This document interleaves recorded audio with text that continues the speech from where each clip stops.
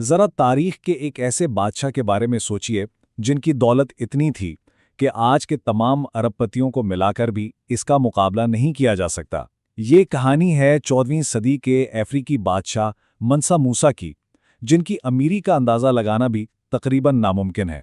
اگر آج کے حساب سے دیکھیں تو ان کی دولت کا اندازہ تقریباً 400 بلین ڈالرز یعنی 315 ٹریلین روپے سے بھی زیادہ بنتا ہے۔ یہ اتنی بڑی رقم ہے کہ آج کے جو امیر ترین لوگ ہیں نا، وہ سب مل کر بھی اس کے آس پاس نہیں آ سکتے۔ لیکن اصل بات یہ ہے کہ یہ نمبر بھی کچھ نہیں ہے۔ زیادہ تر تاریخ دان ان کی دولت کے لیے صرف ایک ہی لفظ استعمال کرتے ہیں، ناقابل حساب یعنی انکیلکولیبل۔ تو آخر یہ شخص تھا کون اور اتنی دولت آئی کہاں سے؟ چلیے اسی کو سمجھتے ہیں۔ تو سب سے پہلے یہ جان لیتے ہیں کہ ہم بات کس کی کر رہے ہیں۔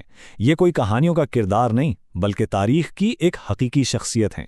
ان کا نام تھا موسیٰ، اور منسا یہ ان کا خطاب تھا جس کا مطلب ہوتا ہے سلطان یا بادشاہ۔ تو منسا موسیٰ یعنی بادشاہ موسیٰ، وہ 1280 میں پیدا ہوئے اور انہوں نے مغربی افریقہ کی مالی سلطنت پر حکومت کی۔ اب موسیٰ کے بادشاہ بننے کی کہانی بھی بڑی زبردست ہے۔ وہ بہت ہی غیر متوقع طریقے سے تخت تک پہنچے۔ دیکھیے، اس بارے میں دو الگ الگ تھیوریز ملتی ہیں۔ ایک کہتی ہے کہ موسیٰ شاہی خاندان سے ہی تھے اور تخت کے اصل وارث تھے۔ دوسری تھیوری کے مطابق وہ 9ویں سلطان ابو بکر دوم کے ایک بہت قریبی وزیر تھے۔ اصل سچ کیا ہے یہ تو آج تک کوئی یقین سے نہیں کہہ سکا۔ لیکن جو سب سے مشہور قصہ ہے نا، وہ ان سے پہلے والے سلطان ابو بکر دوم کا ہے۔ سلطان کو یہ جاننے کا جنون تھا کہ بحر اوقیانوس کے اس پار کیا ہے۔ انہوں نے پہلے 200 جہازوں کا ایک بیڑا بھیجا۔ پتہ ہے کیا ہوا؟ صرف ایک جہاز واپس آیا اور اس کے کپتان نے بتایا کہ ایک سمندری بھنور سب کو نگل گیا۔ لیکن سلطان رکے نہیں۔ اس بار انہوں نے 3000 جہازوں کا بیڑا بنایا اور فیصلہ کیا کہ وہ خود جائیں گے۔ جانے سے پہلے انہوں نے موسیٰ کو اپنا نائب بنا دیا، اور بس وہ سمندر میں گئے اور پھر کبھی واپس نہیں آئے۔ اور اس طرح منسا موسیٰ مالی سلطنت کے بادشاہ بن گئے۔ تو جب موسیٰ تخت پر بیٹھے، انہیں صرف ایک سلطنت وراثت میں نہیں ملی، انہوں نے اپنی حکمت عملی سے اس سلطنت کو دنیا کی سب سے امیر سلطنت بنا دیا۔ ان کا منصوبہ بڑا سادہ لیکن انتہائی طاقتور تھا۔ پہلا قدم، ان علاقوں پر قبضہ کرو جہاں ضروری وسائل ہوں۔ دوسرا قدم، ان وسائل کی تجارت کے راستوں کو اپنے کنٹرول میں لو۔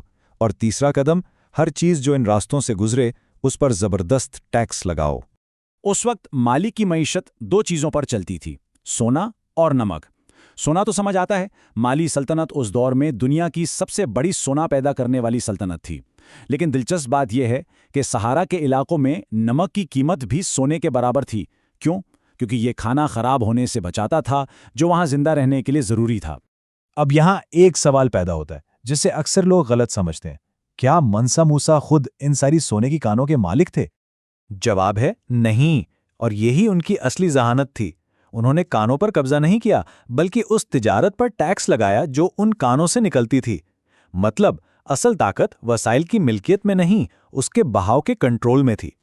اپنی اس معاشی سلطنت کو قائم رکھنے کے لیے انہوں نے سیاسی طور پر بھی بڑے ہوشیار فیصلے کیے، جیسے غیر مسلموں کو مذہبی آزادی دی، بغاوتوں کو سختی سے کچلا لیکن بعد میں رحم دلی بھی دکھائی، پڑوسی ملکوں سے امن بنائے رکھا، اور سب سے اہم، سونے کی کانوں کے مقامات کو ایک ریاستی راز رکھا گیا تاکہ کسی کو پتہ نہ چلے۔ اب آتی ہے وہ کہانی جس نے منسا موسیٰ کو تاریخ میں ہمیشہ کے لیے مشہور کر دیا۔ یہ ان کے حج کا سفر تھا، ایک ایسا سفر جس نے پوری دنیا کی معیشتوں کو ہلا کر رکھ دیا۔ تو سال تھا 1324۔ منسا موسیٰ حج کے لیے نکلے، اور یہ کوئی عام قافلہ نہیں تھا، یہ تو ایک چلتی پھرتی سونے کی سلطنت تھی جو سفر پر تھی۔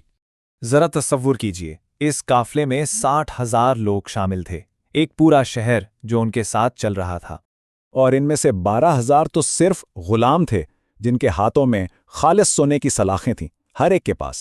اور یہ قافلہ اپنے ساتھ اندازاً 20,000 کلوگرام سونا لے کر چلا تھا۔ اور یہ سونا کس لیے تھا؟